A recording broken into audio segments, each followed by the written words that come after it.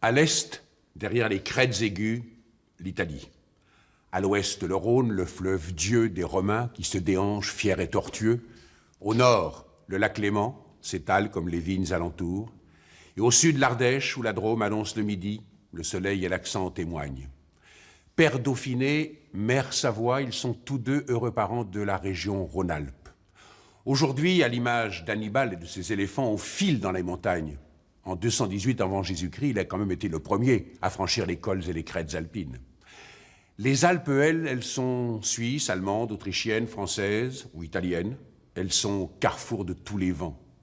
Depuis 2 millénaires, la vallée d'Abondance ou bien le Beaufortin accueille tour à tour des peuples et des civilisations variées. Ligures, Celtes, Romains dans les plaines, et puis barbares en tout genre, Scandinaves, Germains. Aujourd'hui comme hier, les populations alpines ont toujours lutté contre une nature vivace. Roches pentues, neige, soleil, eau, forment un cocktail où la nature bouillonne, réagit et s'impose sans crier gare. Compte tes enjambées et tes pas dans les sentiers que tu ne connais pas. L'ours et le loup n'étaient pas rares au siècle dernier. L'ours n'est pas plus père d'un veau qu'un aigle ne vient d'un étourneau. Monde sauvage et horizon perdu ont fait des villages alpins de vraies communautés autonomes. L'autarcie était de règle obligatoire, les mariages voisins coutumiers. Vous allez découvrir les bourgs de ces montagnes, les villages et les gens d'en haut, jamais bien loin des cimes de la Haute-Savoie. La Haute-Savoie se situe à l'est de la région Rhône-Alpes. Des collines arrondies qui enserrent le lac Léman aux pics acérés des montagnes alpines, le département déroule ses paysages grandioses. Première étape de notre voyage, Sixte fer à cheval, un minuscule village enfoui au fond de la vallée de Samoëns. Le cadre vertigineux des Alpes qui entoure Sixte contraste avec le spectacle des rives alanguies du Léman. Ivoire, village médiéval fortifié, domine le lac qui a nourri ses premiers habitants.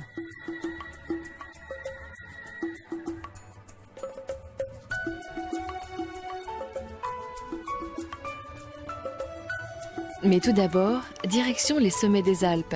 Destination, Sixte fer à cheval.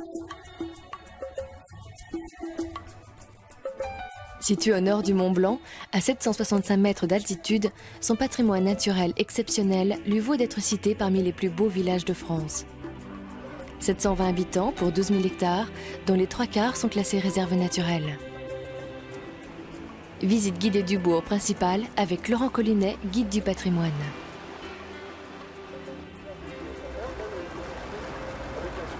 Donc ici, on se trouve sur une des places du village, mais la première place où sont arrivés les gens. Sixte voit le jour avec l'arrivée de moines au XIIe siècle. 33 abbés vont se succéder. L'abbaye existe jusqu'à la Révolution. Avec eux s'installent artisans, bûcherons, agriculteurs. Le village leur doit son architecture sobre et utilitaire. Ces hommes vont défricher, gagner du terrain sur la forêt et la montagne pour cultiver et vivre de l'élevage. Sixte est né. À côté des fermes traditionnelles, la plupart du temps, vous trouverez ce petit grenier qu'on appelle en patois un gurny. Ces greniers ou gurnies servaient autrefois à entreposer ce dont les gens avaient le plus besoin en cas d'incendie, ce qu'ils avaient de plus précieux. C'était un peu le coffre-fort de la maison. Parce que ici, on n'a que des maisons en pierre, mais dans les villages, on a beaucoup de maisons à soubassement en pierre et superstructure en bois. Et ces maisons qui étaient chauffées au bois, eh bien souvent, très souvent, le feu les prenait et mettait le feu à la maison. C'est un endroit qui est étonnant parce que c'est une commune qui est immense, hein, on l'a dit, 12 000 hectares, 700 habitants, donc pas beaucoup d'habitants. Des gens que forcément qui ont été obligés de se réunir, d'être solidaires pour arriver au siècle d'aujourd'hui, au jour d'aujourd'hui même. Et même si c'est un petit peu perdu maintenant, tout ça, il y a quand même quelque chose qui reste de cette époque où sans solidarité, les gens ne pouvaient pas survivre, quoi. Et puis il y a la nature, quoi. Quand on ouvre ses volets le matin, on est heureux d'être là, quoi. Puisqu'on a vécu ailleurs déjà, on sait comment c'est ailleurs, et puis on n'a pas envie d'y retourner, quoi. Et quand on a la chance de passer au cirque du fer à cheval au petit matin, quand il n'y a pas encore grand monde, quand on a la chance de redescendre de montagne un soir, que les étoiles commencent à arriver, c'est magique, quoi. C'est vraiment... mais il y a plein d'autres endroits comme ça en France et sur Terre, bien sûr, mais celui-là est bien, quoi. Hormis le cirque du fer à cheval, nom qu'il doit à sa forme très particulière, Sixte a une autre originalité. Le village est dispersé, éclaté pourrait-on dire, en 18 hameaux. 8 km séparent Nambride de Salvagny. Entre Le Mont et le Fresnelet, comptez-en 15. Au centre, le chef-lieu est à peine plus grand que les lieux-dits qu'il dirige. Un exemple, au fond, c'est le bourg. Ici, Le Mont. Une chapelle, une vingtaine de chalets accrochés à une crête. Et pourtant, c'est toujours Sixte.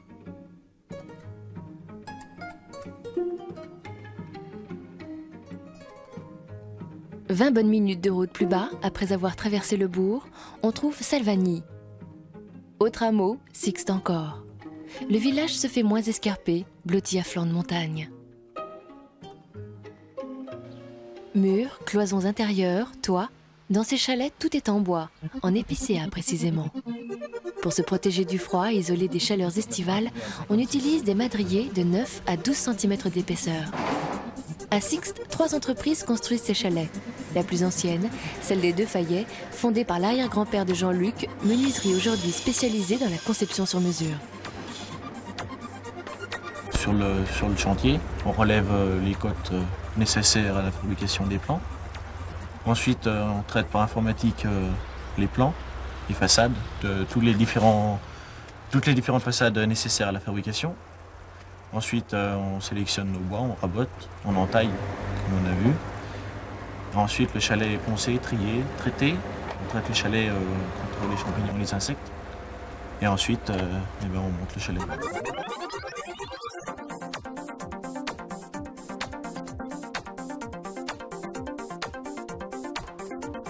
Un chalet comme celui-là, on a mis 8 jours.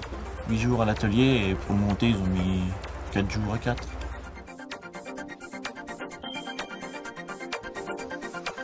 Moi aussi que c'est un petit village entouré de beaucoup de montagnes, alors voilà, beaucoup de balades à faire à Sixte. Et beaucoup de jeunes parmi nous ont des chalets en montagne, alors on tourne tantôt chez l'un, tantôt chez l'autre.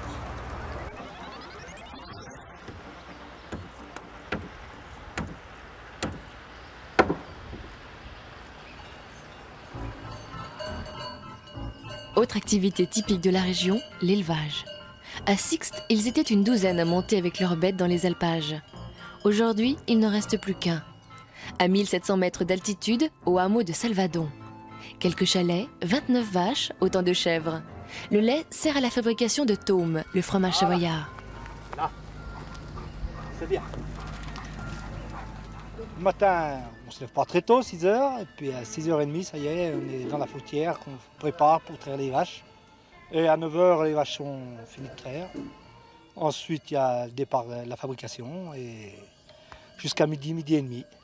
Et le soir, rebelote à 6h, on retraite, et jusqu'à 8h30, 9h, si tout va bien. L'après-midi, on fait le tour des troupeaux, on va voir les moutons, les vaches qui sont plus bas, là. Et après, le soir, on revient. On a vu rencontre avec les bêtes sauvages, les chamois, tout ça. C'est assez plaisant. Ouais. Ah ben, elle est traite déjà. Hop, à toi. Allez. Oui, disons que les gens, quand ils arrivent là, je vois pas mal de touristes qui montent quand même. Hein, et ils sont vraiment contents d'apprendre. Ils apprennent plein de choses là. Hein. Là. Et je sens que ça fait partie du village. Pour moi, les touristes qui arrivent à Sixte, s'ils repartent d'ici, ils ont quand même un plus. Hein. Alors là, je le chauffe jusqu'à 32, 33. Et je mettrai de la présure. Puis j'attendrai 1 heure pour obtenir un cahier, donc. Un solide. Du liquide, on passe au solide. Et voilà. Du vert, on est passé au blanc. Regardez si le cahier est bien. Normalement, ça doit aller pas mal, il doit fondre. Voilà. Vous voyez comme il est solide?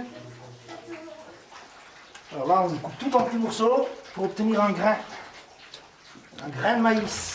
Solidifié puis morcelé, le lait caillé tombe au fond de la cuve pour s'agglomérer. Démoulé, égoutté, le fromage est plongé dans la saumure pendant 15 heures.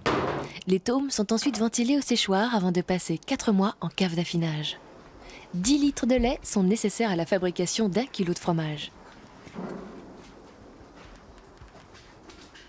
Voilà, alors là, les grains sont tous déposés au fond. Là, je vais faire un rouleau. Je l'enroule de façon à pouvoir bien le reprendre avec les petits moules. Et comme il se tient. Une fois par semaine, André descend ses fromages à la cave d'affinage dans la vallée. 1 heure de trajet à moto, le moyen de transport le plus pratique, plus rapide que les 4x4. Au retour, l'engin est chargé de victuailles.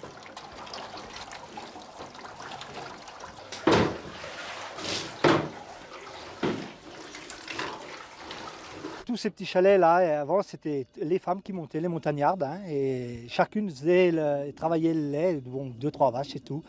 Mais ils étaient quand même du monde. Hein. Je sais pas, ils étaient toujours une dizaine l'été par ici. Hein. Mais au début quand on venait à l'alpage, on restait des fois 1 semaine, 15 jours sans voir personne. Hein. On était vraiment les seuls. Ouais.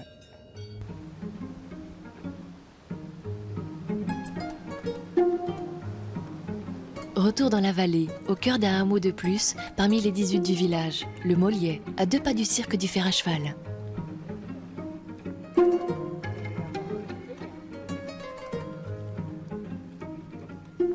C'est journaliste, il faut faire attention à ce qu'on dit, hein. C'est sûr. Rencontre avec Anna et André, 2 amis qui se connaissent bien, voisins à Sixte fer à cheval, pourtant 7 km les séparent.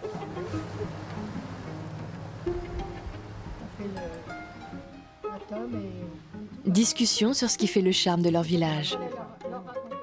Peut-être que vous me posiez des questions, parce que c'est vrai, on peut parler à côté de la question, de ce qui vous intéresse en fait. Mais vous savez ce qu'on va vous dire?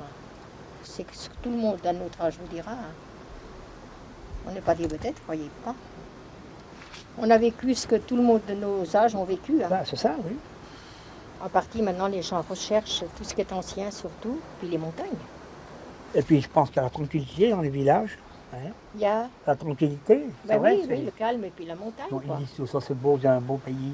Ce matin. Mais les gens, ils te questionnent sur comment on a Oui. vécu. Ah bah oui, c'est ça. Hein. Oui, voilà. C'est ça que de plus en plus. Je faut De ce plus matin, en plus. même, Hein. moi. Il faut y venir. Et puis la La beauté de saison, mais l'hiver. Il faut y être l'hiver aussi.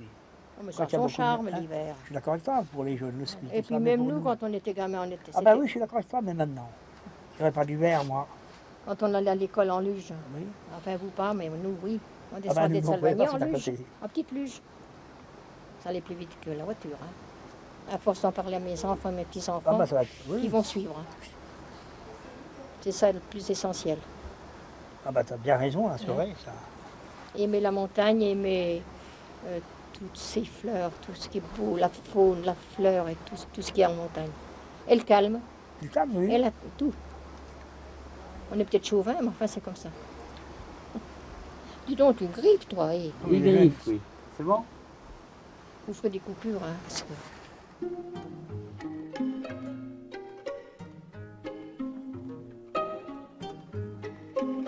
Seconde étape de ce voyage en Haute-Savoie, la commune d'Ivoire, tout à fait au nord du département. Des eaux du Léman ont surgi les murailles de ce village de quelques 500 habitants. C'est en arrivant de la Suisse, sur l'autre rive du lac, que se révèle le mieux l'originalité d'Ivoire. Première tache de lumière, le clocher. L'acier inoxydable qui le recouvre renvoie les rayons du soleil. Visible de tout le pourtour du Léman, il est la marque distinctive du village. Autre originalité, ses fortifications. Les pierres sont celles des maisons qui bordent le lac. Celles aussi des remparts qui entourent le village. Pierre enfin du château, un donjon en fait. Austère muraille médiévale, dont la verticalité rappelle l'importance militaire de la cité dès le XIe siècle. Sentinelle convoitée sur le Léman. Au départ, c'était une petite forteresse appartenant à une vieille famille dynastique du Chablais, la famille Compoix. Et les rivalités, les alliances guerrières, les alliances politiques de l'époque ont fait qu'Ivoire a dû prendre soudainement une importance pour lutter contre le grand rival d'à côté, la forteresse de Revoré. Lorsque les Français ont envahi en 1792 la Savoie, les forces révolutionnaires ont imposé la conscription obligatoire. Et la seule façon d'y échapper, c'était de se marier et d'avoir des enfants. Donc les gens se sont mis à se marier à tout va, d'avoir des familles nombreuses pour échapper à l'enrôlement militaire. Et donc ça a fait un village surpeuplé au bout de 2 générations. Ça a entraîné une paupérisation générale, un appauvrissement et pratiquement un abandon du village.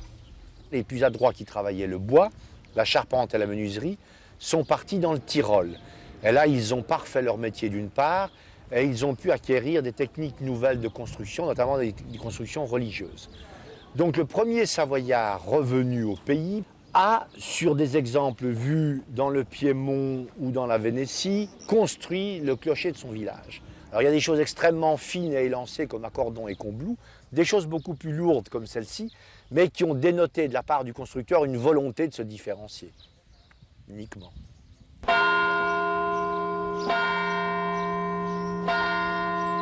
Un beau son.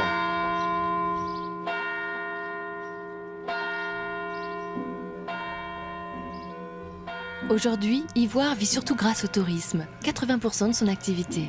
Nombreux sont les Suisses qui, profitant de la force de leurs francs, traversent le lac. La beauté du village, la diversité de ses parterres de fleurs et ses balcons multicolores lui ont valu d'être nommé village fleuri. Le petit canard ivoire s'est transformé en signe du Léman. J'ai été élu maire en 1945 et c'était un village de pêcheurs et puis évidemment la pêche a beaucoup diminué. Les jeunes gens quittaient la pêche et puis heureusement est arrivé le tourisme et nous avons saisi on pris le train en route. Et alors ça a augmenté rapidement, c'est-à-dire que dès 1953 les touristes étaient nombreux et nous arrivons maintenant à environ 1 million de visiteurs par année. Le tourisme a évité à Ivoire un trop fort exode. Les jeunes sont nombreux et ils restent attachés à leur village. Qu'est-ce que fait un jeune à Ivoire? Dans Ivoire, s'il aime Ivoire et tout, qu'il habite à Ivoire, il participe à des tas de trucs. Il peut être au sauvetage, il peut être au pompier, il peut organiser des concerts comme ce soir, il peut faire du jazz, il y a des tas de trucs à faire. S'il a envie de bouger, il y a des tas de trucs à faire, c'est clair, dans un petit village. Samedi soir, veille du 14 juillet, Imad et quelques copains ont organisé un concert au profit des Restos du Cœur. Dynamisme et débrouille lui ont valu son nom, bout de ficelle et fil de fer.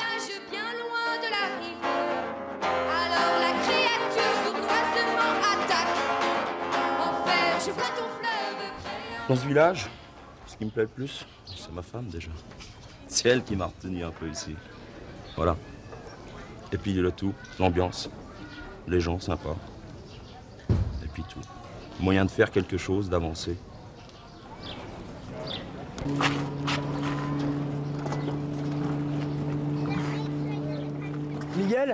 Miguel, tes tableaux tu les mettras comme il faut et puis une fois que tu les as numérotés, tu me diras comment tu te les places derrière nous pour qu'on évite de se marcher dessus.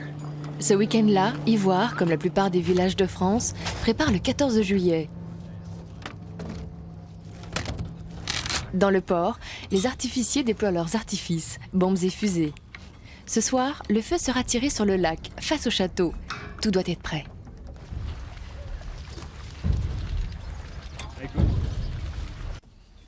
Pendant ce temps, dans les bois, Jacques et Pierre, employés municipaux, poursuivent les branches de noisetier. Bien droites, pas trop épaisses pour être facilement tenues par les enfants. Elles soutiendront les lampions pendant la retraite au flambeau.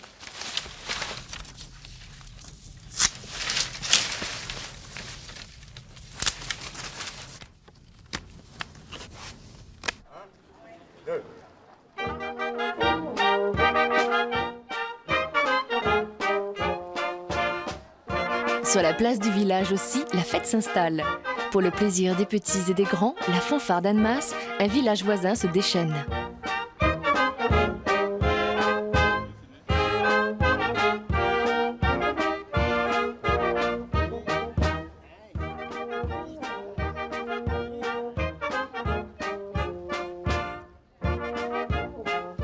Pierre et Jacques mettent la dernière main à la préparation des lampions. Le fil de fer est soigneusement replié pour que les enfants ne puissent pas se piquer les doigts. À y voir, les plus petits détails sont fignolés.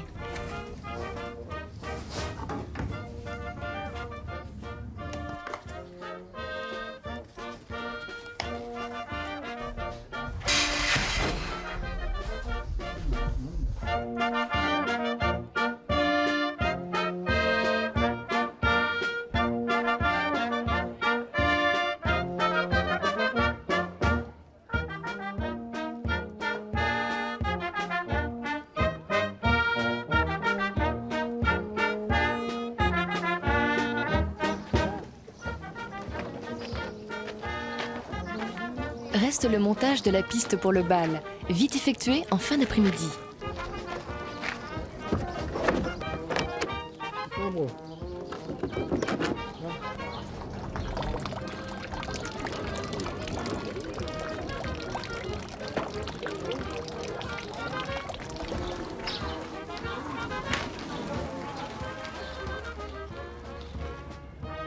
La barge du feu d'artifice prend le large. Tout est prêt. Les festivités du 14 juillet vont pouvoir commencer.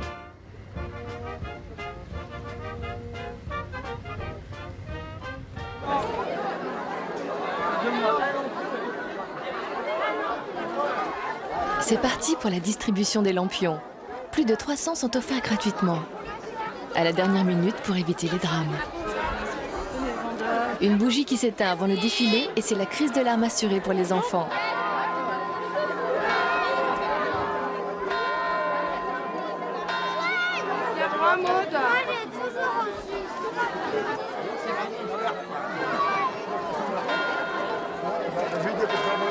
À y voir, la tradition des lampions au 14 juillet est récente. Le dépôt de gerbes devant le monument aux morts n'attirant plus les foules, la municipalité a opté pour les défilés. Traversée du centre médiéval, emmenée au pas de course par la fanfare.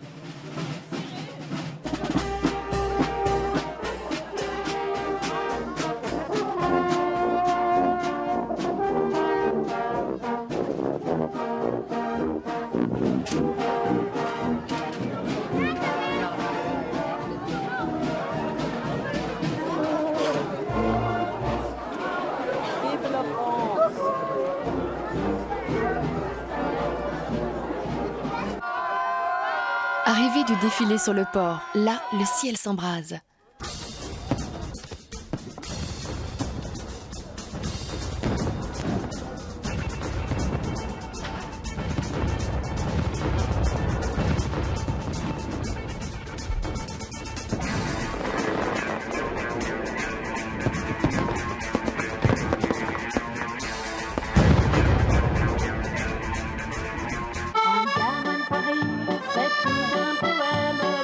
Le 14 juillet ne serait pas le 14 juillet sans bal.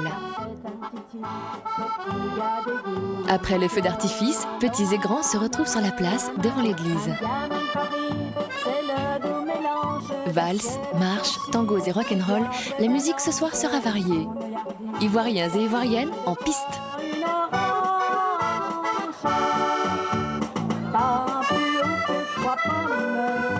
Les festivités du 14 juillet connaissent un succès grandissant à Ivoire. Plus de 1000 personnes se pressent pour assister à la retraite au flambeau. La qualité du feu d'artifice, l'ambiance bon enfant de la soirée en font un moment fort de la vie du village.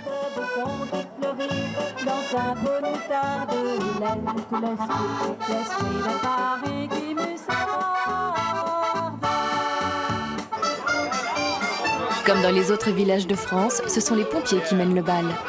Organisation de la buvette et service des boissons, les hommes du feu sont sur la brèche. En France, la buvette est toujours au centre de la fête. Impeccable.